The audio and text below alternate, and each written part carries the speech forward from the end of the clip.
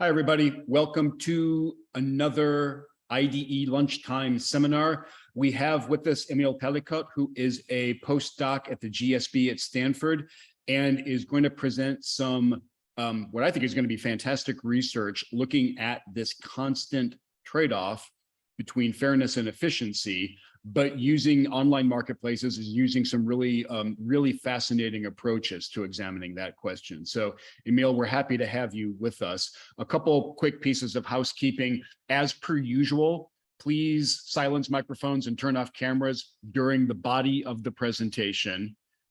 Emil is willing and would actually like questions in the flow of the presentation, not just at the end. So if you have a question during the flow of the presentation, please use the chat window, and our trusty chat window monitor, Hong Yi, will pick out questions and pose them to Emil. We'll have time, 10 or 15 minutes at the end for more open Q&A. With that, Emil, let me turn it over to you. Welcome. Thanks for joining us. Thanks for the introduction. Hello, my name is Emil Palikot. I'm a postdoc at Stanford. Many thanks for the opportunity to present, and thank to all of you for tuning in. This is Smiles in Profiles, Improving Fairness and Efficiency Using Estimate of User Preferences in Online Marketplaces, a joint work with Susan Afey, Dean Carlan, and Yuan Yuan. This is one of the first times I'm presenting this work, so I'm really looking forward to hearing your thoughts about it. All right. So online marketplaces play an important role in today's economy.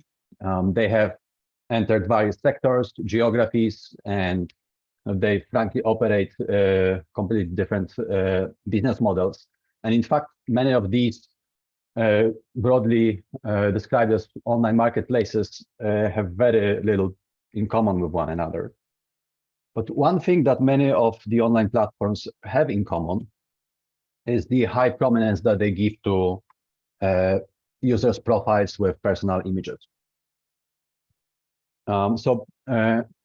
Users' profiles that contain an image of a seller or a buyer are prevalent on some of the biggest online marketplaces, and they definitely create a sense of personal contact, and they help direct demand to specific users. However, there is rich and growing literature showing that the availability of information about social demographic characteristics of users enable discrimination based on these characteristics. So this has been shown in the context of race, gender, age. It's a well-documented phenomenon. However, images can have a very rich informational content beyond the information about social demographic characteristics. And we shouldn't ignore all this other kind of non-demographic information that images contain. So in this paper, we introduced a categorization of image features into those that are intrinsic to who the user are, and we're gonna call those intrinsic characteristics types. And we also propose the other category, which are features that users can change when they create their online profile. And we're going to call those changeable feature style. So as an example, here on this slide, Jonathan's choice to have sunglasses on the image, or Sophia's choice to have a hat will be those changeable things that we're going to call style. And we will use this distinction between types and style to answer several research questions. First, we will investigate whether style features are correlated with user types. That is, whether different social demographic groups systematically choose different styles. And then if this is the case, what is the impact of that on the disparities between types? Is it the case, for example, that types of users that are generally successful on online platforms also use the style that is more appealing to the other side of the market, and in this way aggravating the disparities between the groups? And then finally, we will turn into kind of policy design and ask questions, how can we design policies that are based on style, leveraging the fact that we can change some style or we can influence it, and the policies that promote fairness and efficiency. So I believe this is an important topic to study because based on prior literature on fairness on online platforms, we know that in this context, some of the disparities between groups can be really high. And given the high economic importance of some of the online platforms, these disparities can have substantial economic impact. Therefore, understanding how we can create policies that would allow platforms to mitigate the disparities between groups can lead to economic benefit. However, fairness in this context is not only about doing the right thing. Small or new participants, which individually might not have a lot to gain from engagement, on aggregate can create market thickness and can contribute to the choice diversity on the platforms, which can immediately improve the efficiency, but can be really important for the long-term success of the said platform. Yet, studying the role of images in profiles is really difficult. Images are very rich in the information that they contain, and the information is unstructured. Types and styles will be correlated. It's difficult to figure out what are all the necessary elements that matter. So it's kind of using the observational data to approach this topic is complicated. But at the same time, platforms might be reluctant to run targeted experiments that would study this topic because of, for example, PR concerns. So in this paper, we provide a pipeline to study this question, and a pipeline that kind of at the end of it allows us to propose policies that can kind of relax this tension between fairness and efficiency. So what do we do? So there will be three things in this paper. First, I will use the observational data from an online micro-lending platform called Kiva, and I will investigate whether lenders have preferences for style features in borrowers' profiles. And then second, whether those preferences and the distribution of styles between different groups of users aggravate or mitigate disparities. There's ambulance passing by. I hope it's just a small disruption. So this is the observational data part. Second, I will propose a recruited experiment in which we will use the images fabricated using GANs. So this will be kind of deep fake images that will allow us to estimate a causal impact of a specific style feature on lenders' choices. And finally, we will use those estimates to calibrate a model of lenders' demand and counterfactually evaluate policies that are aimed to promote fairness and efficiency. A quick preview of the results. So first, we show that lenders on Kiva do have preferences for borrowers' style features, even though these style features are not informative about the probability of the loan being repaid. We do find that certain style features are correlated with high-performing types, and this relationship aggravates inequity. So, for example, we find that one of the impactful style features is whether a person smiles on the image, and we show that this exacerbates the disparity across genders. So we take this observation from the historical data, and we corroborate this using the recruited experiment, where we exogenously change style features. And we generally find that in the recruited experiment, subjects also respond to the style features of borrowers. And finally, we study policies that are aimed to increase both fairness and efficiency. Generally, we find that the class of policies that relaxes the correlation between types and styles by making the attractive style features more prevalent in a population can improve both fairness and efficiency. However, we also showed that the kind of more obvious, simple policies that would just train an algorithm to pick up style features that matter and promote people with these specific style features will lead to aggravation of the inequities on the platform. All right, so the agenda is first I will talk about Kiva and then show you the results based on observational data. Then I'll move into the recruited experiment and finally talk about the counterfactual policies. So I'm thinking that maybe that's a good spot to ask questions if there's anything in the chat.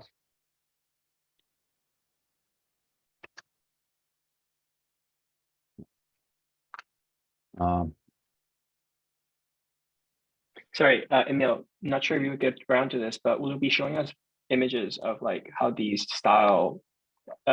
these scans do in terms of like convincing people that these are real versus fake images? So I don't have this in the slide deck, but we did run an experiment showing people whether the image is a fake image or a real image, and people weren't able to distinguish. Okay. So I'm gonna show in a few slides the deep fake images, so you can also guess for yourself how convinced you are. Okay, sounds good.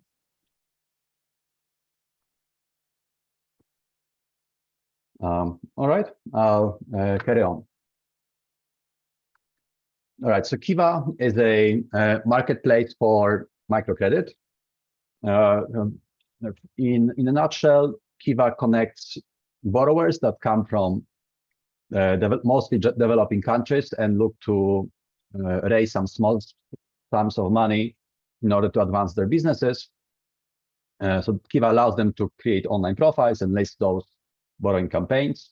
And on the other side, there are lenders that most of them come from the US that select which borrower they want to invest in.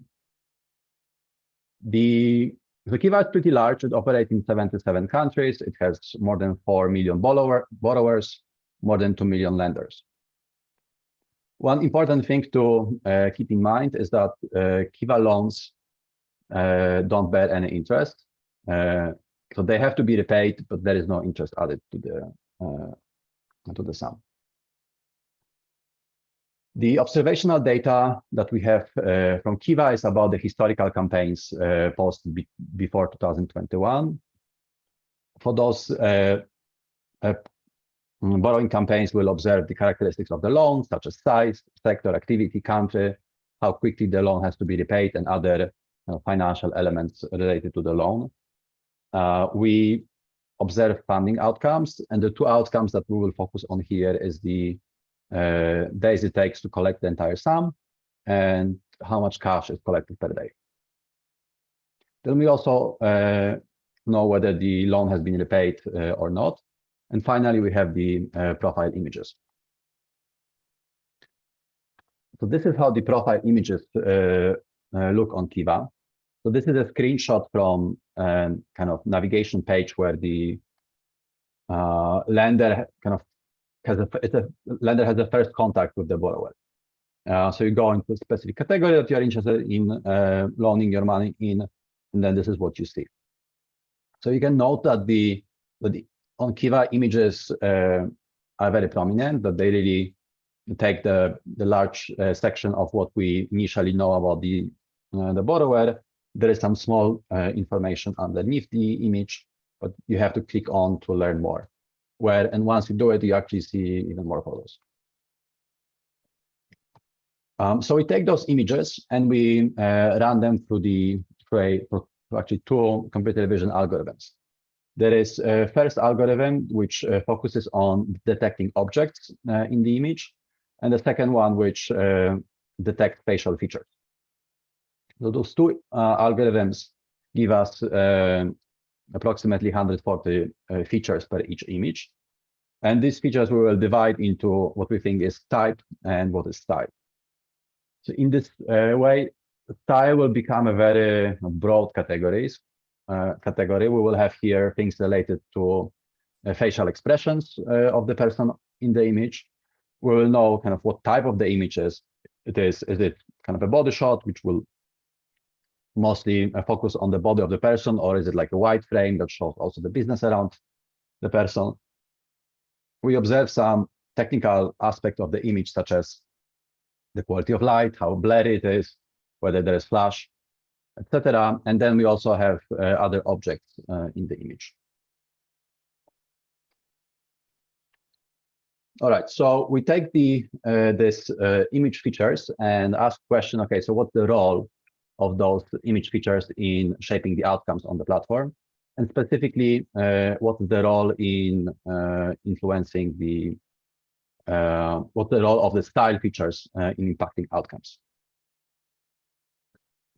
So indeed, we find that style features are predictive of funding outcomes. In this figure, I am showing a tested performance of 3 models trained to predict amount of cash collected per day.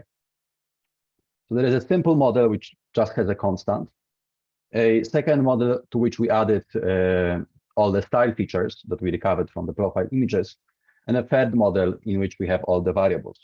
So all the models are a GBM trained on the 70% of the data set, and I'm showing you here on the figure kind of mean squared error in the test set. So you can note that the performance of the model with style features improves upon a model with no covariates, kind of suggesting that style features are indeed predictive of which of the borrowers will get funded. Next, we look into an outcome of repayment, so whether the loan has been repaid or not. And it turns out that style features are not informative about that. So this is the same 3 models, no covariate style features, and all variables. And what we find is that the performance of the model does not improve once we add the style features into it.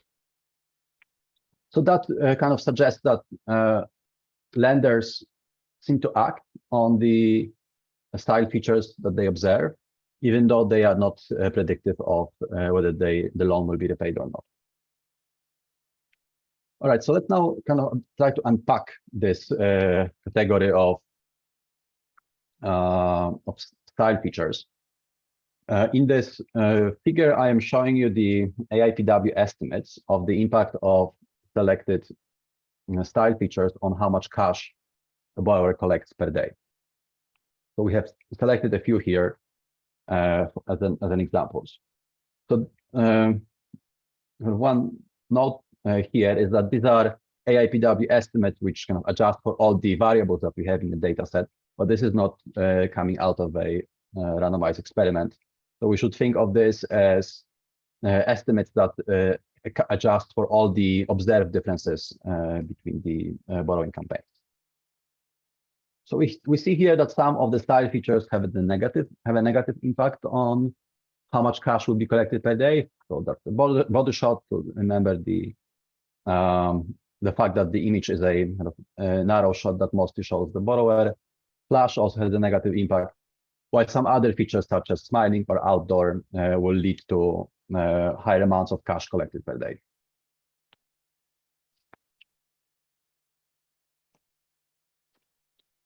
There are 2 conditions for style features to aggravate the disparities, to potentially aggravate disparities between the groups. The first one, those style features need to impact lenders' decisions. And then second, they also have to be correlated with the borrower's types. So we already know that they do impact lending decisions. Now let's look at the correlation with the types. So in this slide, I am showing you a correlogram, which has type features in rows. So you can see here, male, senior, black, and the selected type features, and selected style features in columns. So you can, from this, see that there are some patterns of correlation. Not everything is correlated with everything, but we can spot that there are some correlations that seem to matter. Specifically, things like smiling, which we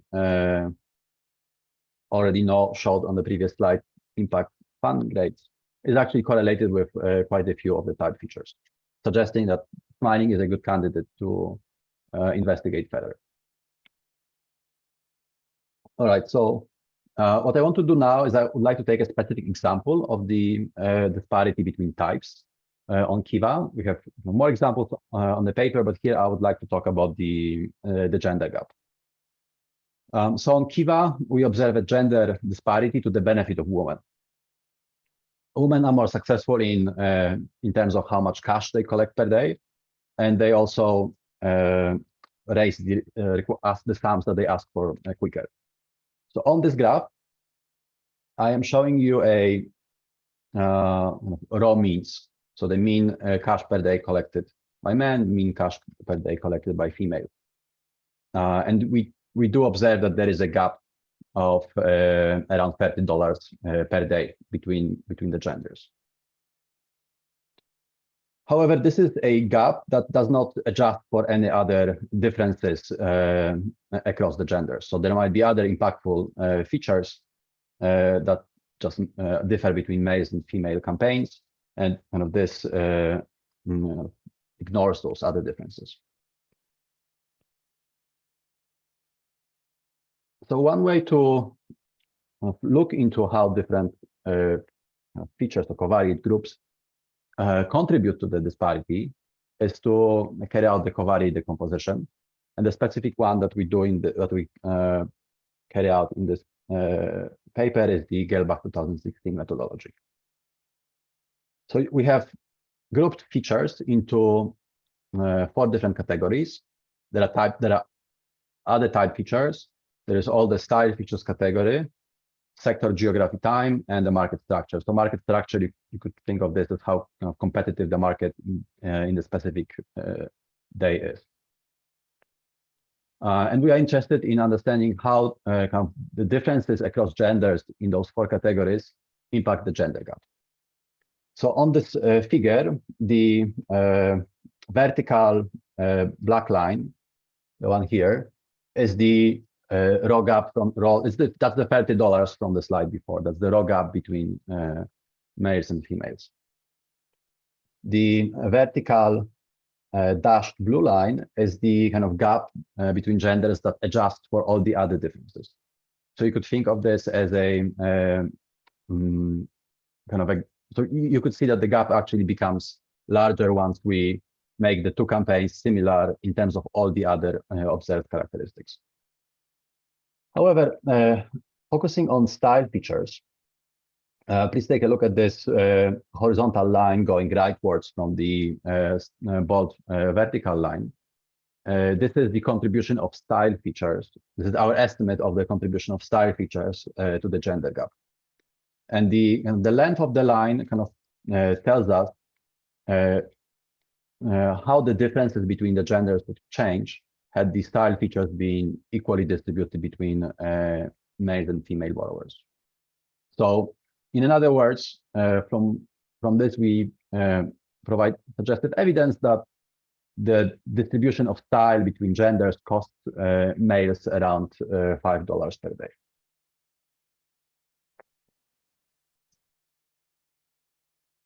All right, so let's recap what we know from the observational data. So we have collected style features of borrowers' profiles. We showed that collectively style features seem to matter in explaining who gets funded, even though they are not predictive of the success of the repayment probability. Then we have looked at specific style features, and we identified those that contribute to the funding outcomes, of impact funding outcomes. Then we looked at how those impactful style features are distributed between borrower types. So one way to look at it, I didn't have this on the slide, is that we can compare how those features are distributed between the best performing and lowest performing borrowers. And we see that in the top quartile, for example, smiling is more prevalent. The body shot is less prevalent. So coming back to the example of the gender gap, we find that 33% of male borrowers smile as compared to 77% of female borrowers. 26% of male images are body shot as compared to 22% of female borrowers. suggesting that the distribution of smile and body shot across the two genders is actually increasing the gender gap. I maybe pause here in case there are questions.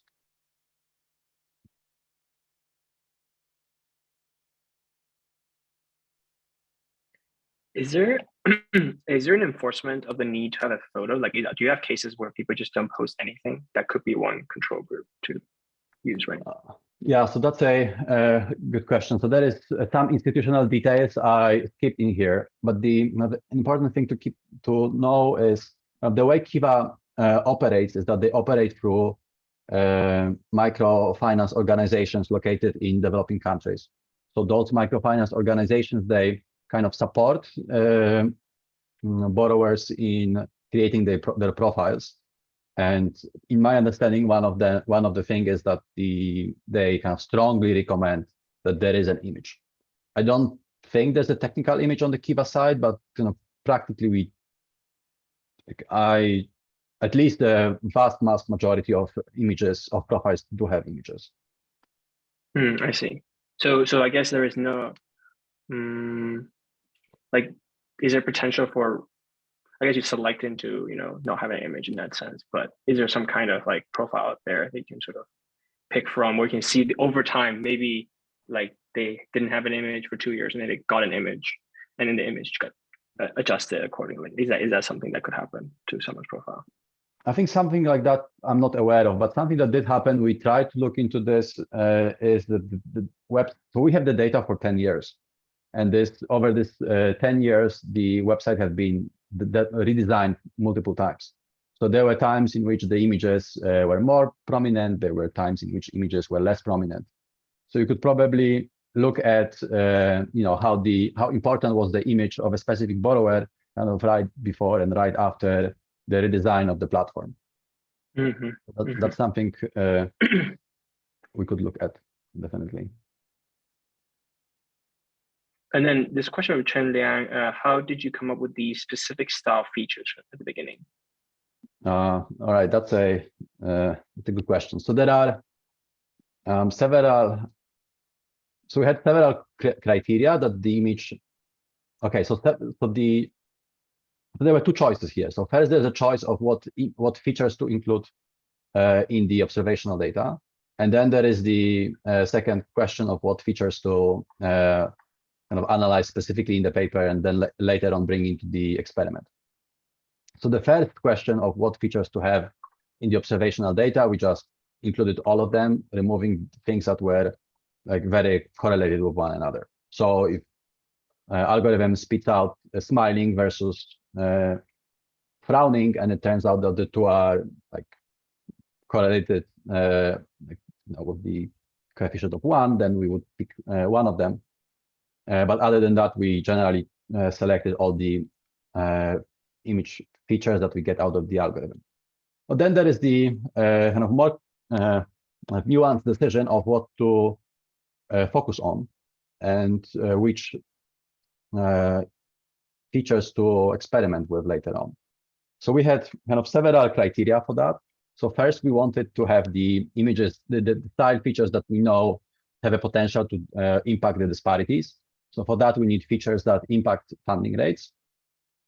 We also wanted to make sure that these specific features are not correlated with the probability that the loan will be repaid or not. And then we also wanted that these features are differentially distributed between best performing and the least performing borrowers. So these were kind of three, like the most important elements. But then we also had a kind of a technical, let's say pragmatic focus that we wanted to pick out features in which we know our deepfakes will work well, right? So we have seen in the previous slide that whether image is outdoor or indoor matters for the funding outcome, but like making a deepfake of outdoor versus indoor, it's beyond my technical expertise in the area of computer vision.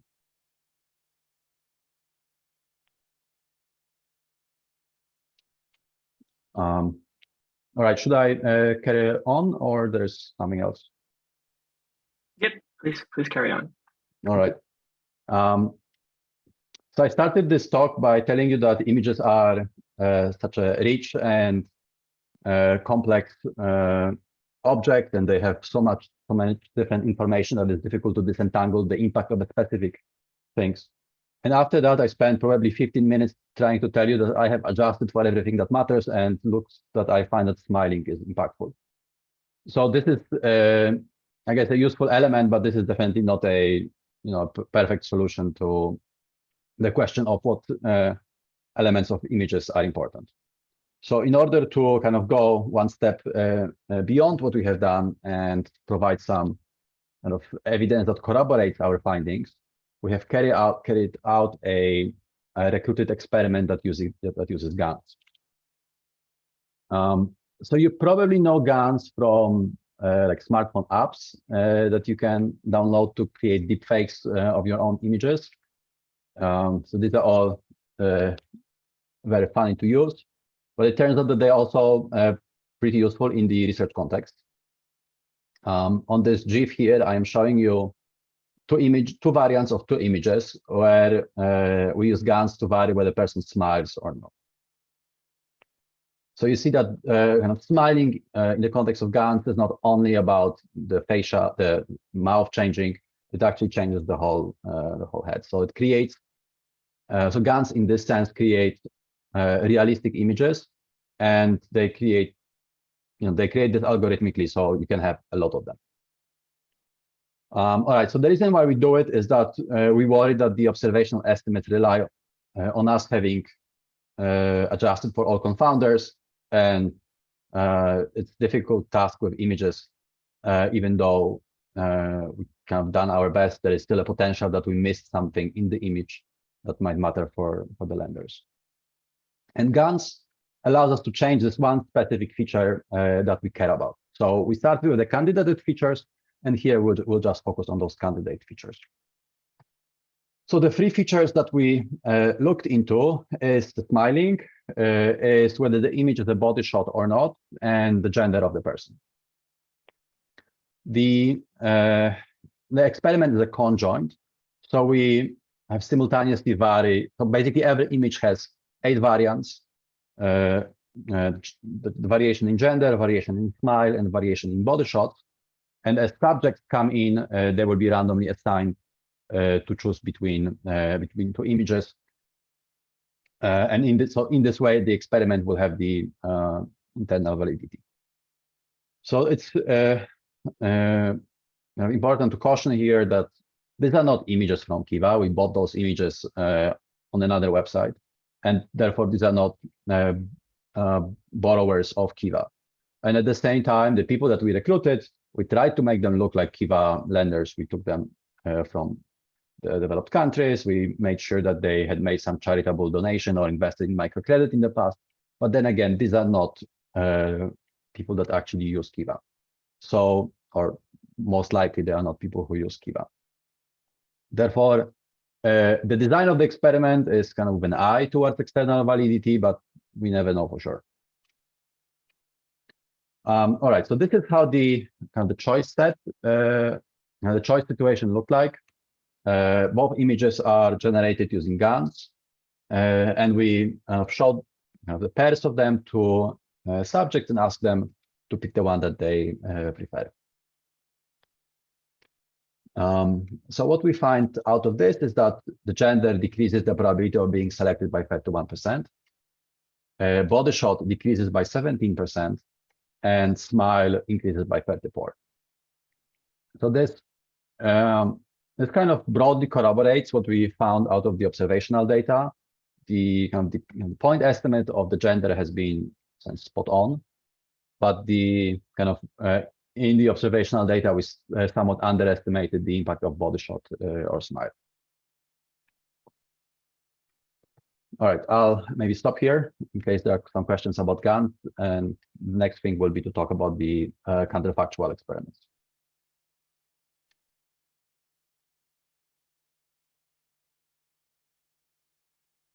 All right, I think there are no questions. All right, so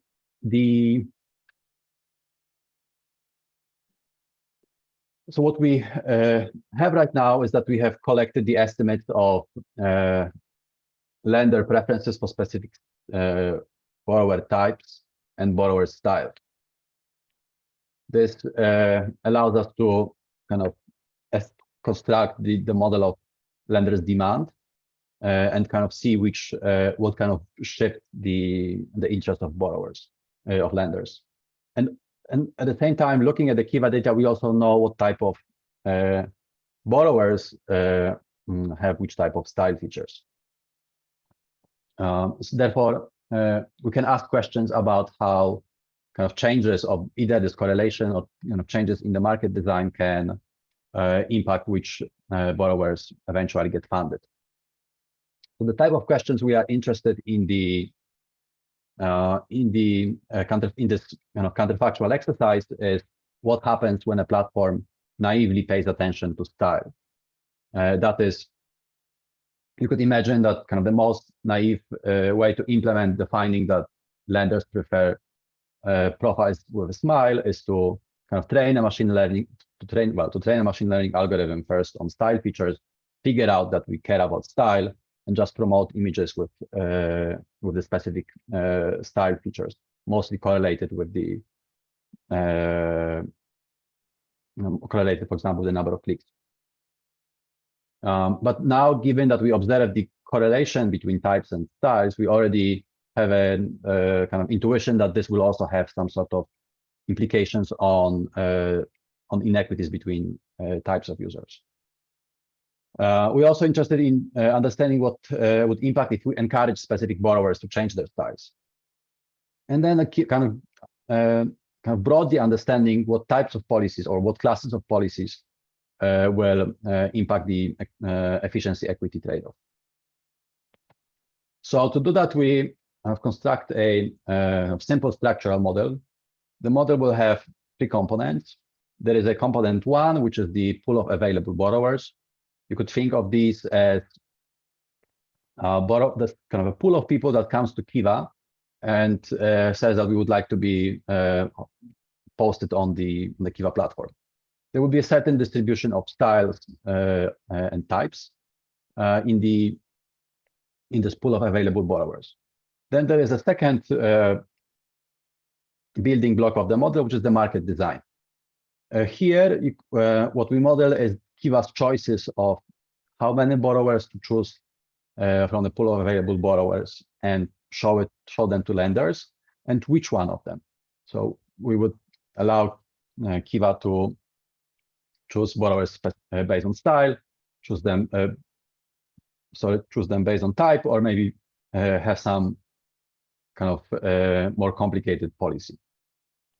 And then finally, we have the third component of the model, which is the model of lenders' demand, which is a simple model that we have parameterized using estimates from recruited experiments. So our lenders will have preferences centered around the estimates from the recruited experiment, but the preferences will be both random in the sense that there will be random shock associated with every borrower, and they will be kind of randomly distributed around the estimates from the recruited experiment. So we will look at two classes of policies. So there is this class one of policies which operates in the market design block. So you should think of this as Kiva trying to tinker with how many borrowers to show and which borrowers to show to lenders. I would like to talk about two policies. So first one is the naive policy that I alluded before. Now, broadly, we could think of this as a exercise in which we run the first block of that we have seen in this paper. We see what correlates with amount of cash collected per day, and then we decide to choose those borrowers that have those style features predictive of good funding outcomes, and we just show only those people, or we show mostly those people. So this would be like a recommendation system, like a naive implementation of the recommendation system. So this definitely will improve efficiency because now in the market we have included people with more attractive style characteristics, and we know that lenders like them. However, by doing so, we have decreased the probability of showing borrowers from underperforming types. because recall that those selected style features are less prevalent among the low-performing types. Therefore, by promoting style, we are de facto demoting underperforming types. Therefore, this type of simple policies will increase fairness, will increase efficiency, but they will hurt fairness in this context. On the other hand, you could think of policies that explicitly target fairness. That would be a policy that understands that there are specific types of borrowers which are underperforming on our platform, so we want to give higher prominence to them. Or maybe we just want to reduce a competition, therefore low-performing borrowers will not always be pitched against many high-performing borrowers. So this will improve the outcomes of the low-performing borrowers, therefore will have a pro-fairness aspect. However, on the other hand, this type of policies means that we're gonna have fewer borrowers with attractive style features in the market. Therefore, this will hurt efficiency.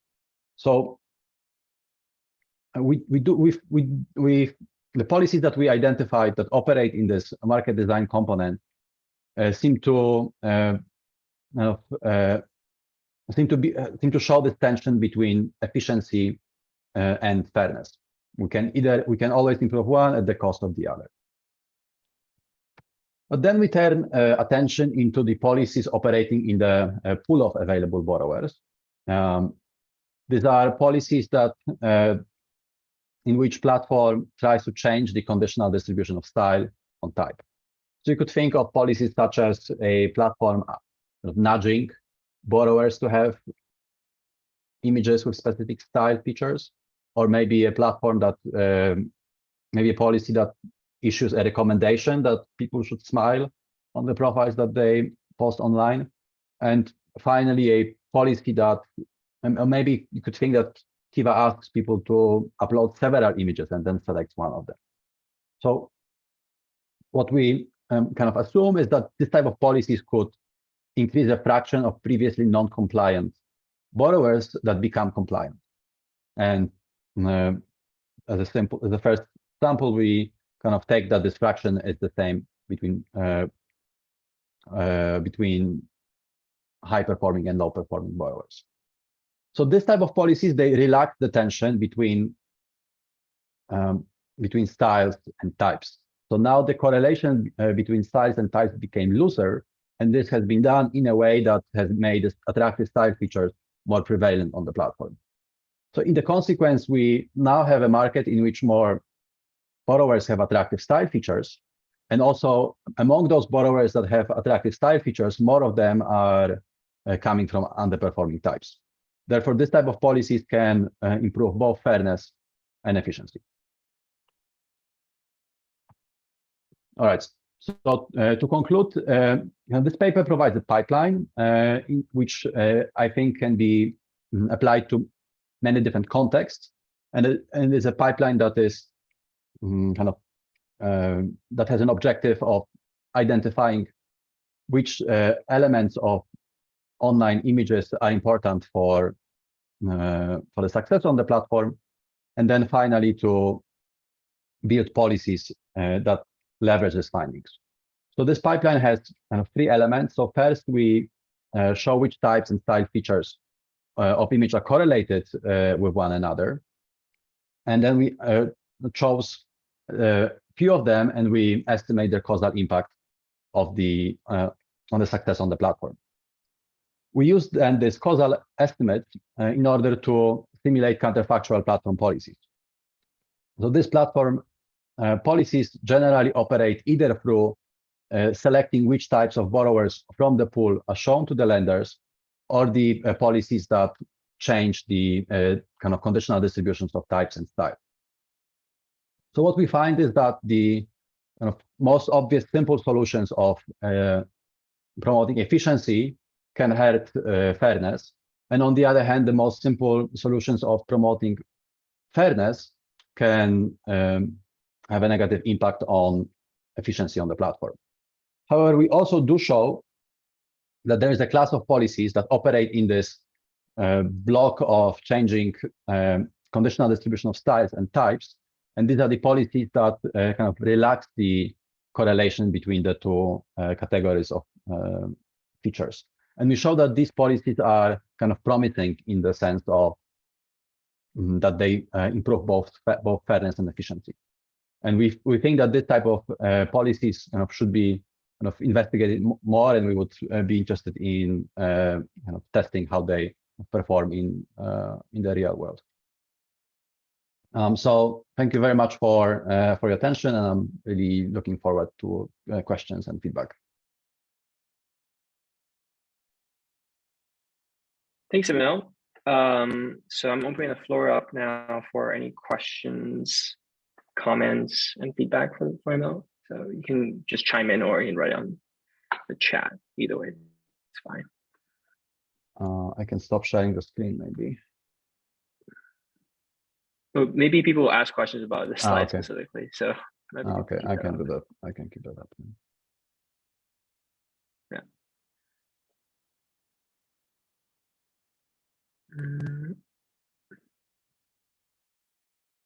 Can you go back again to the counterfactuals?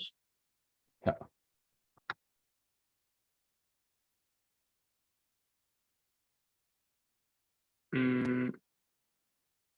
So I guess I was trying to figure out the structural model that you presented. Was that presented explicitly in the slides, or did I miss that part? So I haven't written the specific formulas, but I can talk you through this a little bit more. Yeah, could you talk a little bit more about that? Right. So this is a kind of model of supply and demand. And there's the supply side when we have the borrowers that come in. The borrowers have certain characteristics, the characteristics of style and type. And then on the other side of the market, we have lenders that have demand for these characteristics. And then in the middle, there is Kiva that kind of observes all the supply of borrowers that come in and selects, okay, borrowers with this specific style will be shown with this specific probability. Borrower with this specific type will be shown with a different probability. So that's one thing they do. And then they also decide, okay, we're going to show this number of borrowers to each lender. And so kind of knowing who's shown and knowing the preferences of lenders over the characteristics, we estimate who is selected. We simulate who is selected. Mm-hmm. And in terms of like, it sounds like there's a bit of a consultancy aspect here of like how to create your best profile.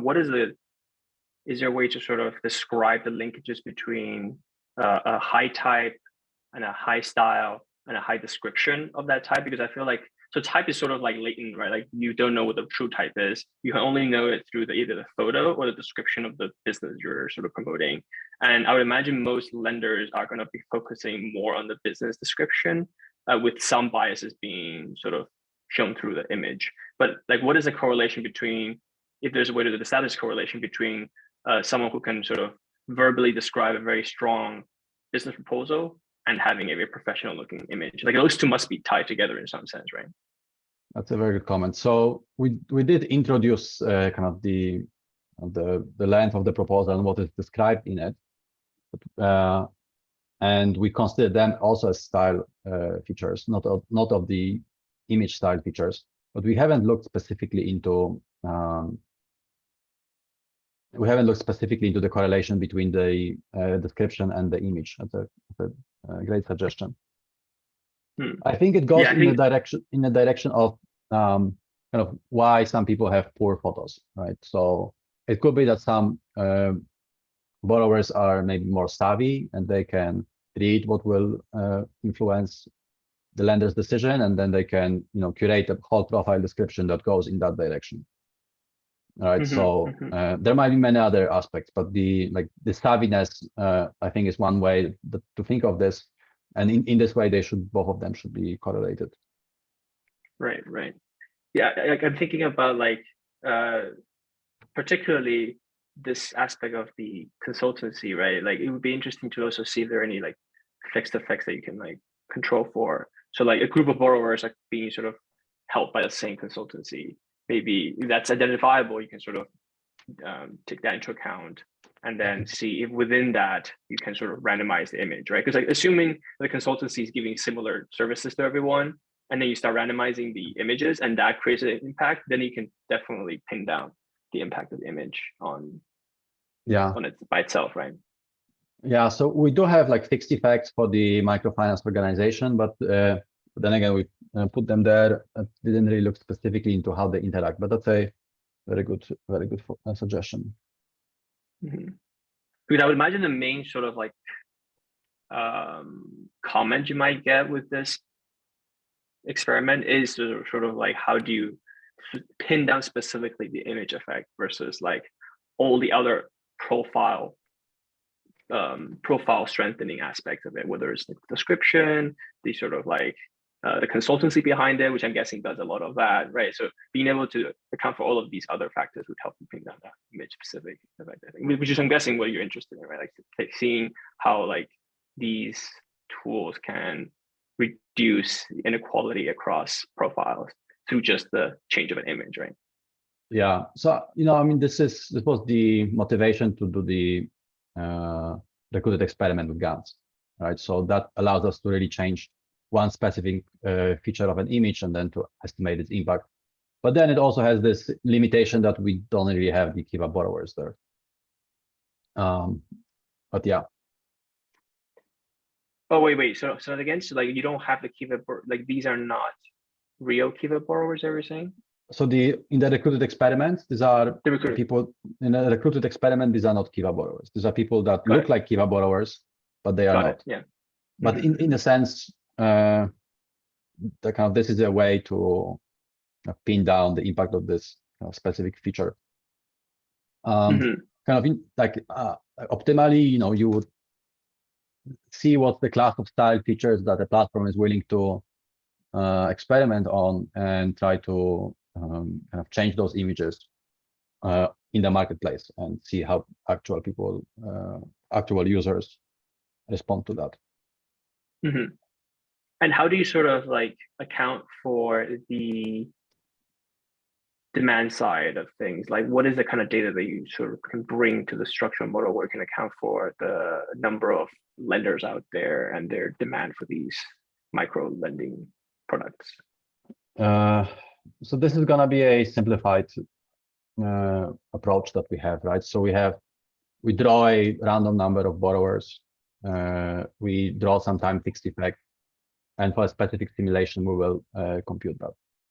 Because I'm also curious about like the sort of the borrower's identity, like do sort of like,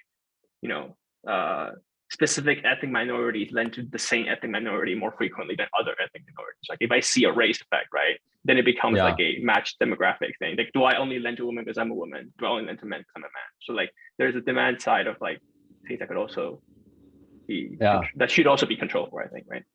Yeah. So this is a great, I think, point.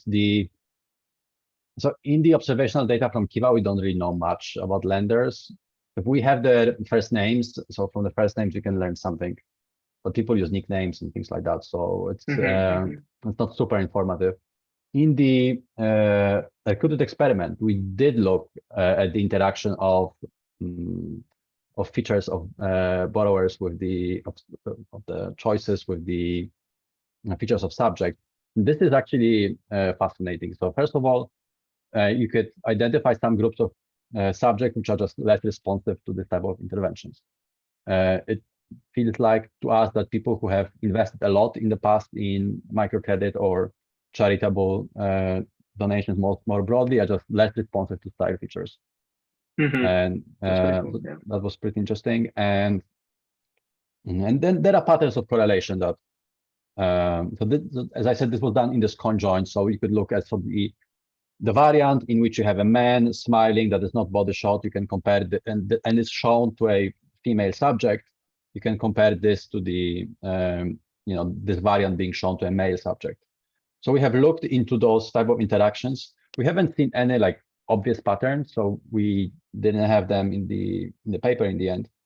But also, to be fair, the recruited experiment was designed in terms of power and in terms of focus on kind of identifying this kind of let's say first order effects. Sure. Yeah. Um, Cool. It seems there aren't any other questions, so I think I'm going to just wrap it up early for everyone, and just announce also that next week we have Avi Goldfarb from the Roman School presenting his new book slash latest work that led to that new book. So encourage everyone to attend, and a big round of applause to Emil for presenting. Thank you so much for coming by. I'd love to follow this research further.